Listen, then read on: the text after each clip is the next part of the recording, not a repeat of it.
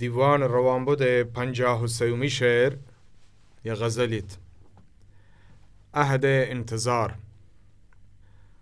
تو اگر گوشه بنن منی عهد انتظارا و تی عمر پر نندان تی کول احتبارا.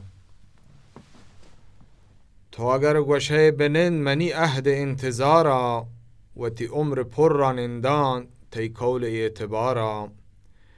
چه ملامتا نترسان و چه درا نکنزام که ادا ننشتگام من و تی میل و اختیارا.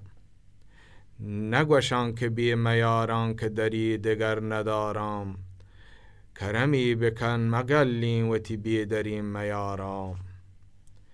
نگوشان که بی میاران که دری دگر ندارم کرمی بکن مگلین و تی بی دریم میارا.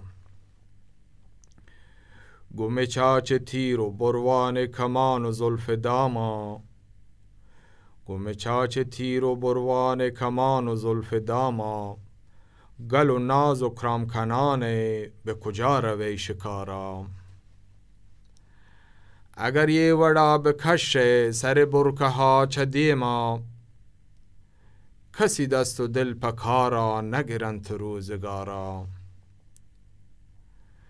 اگر یه وڑا بکش سر برکه ها چه دیما کسی دست و دل پکارا نگرنت روزگارا. نظری پنیم چمی بکنه پا عقل مندان تگلن چه عقل راها و روان چه هوش و سارا. چه کجا قرار و آرام گریت بزدگین دل.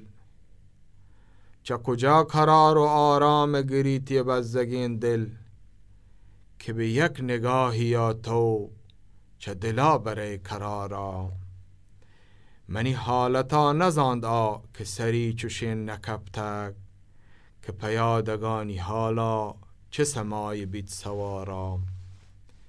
منی حالتا نزاند که سری چوشین نکبتک که پیادگانی حالا چه سمای بید سوارا.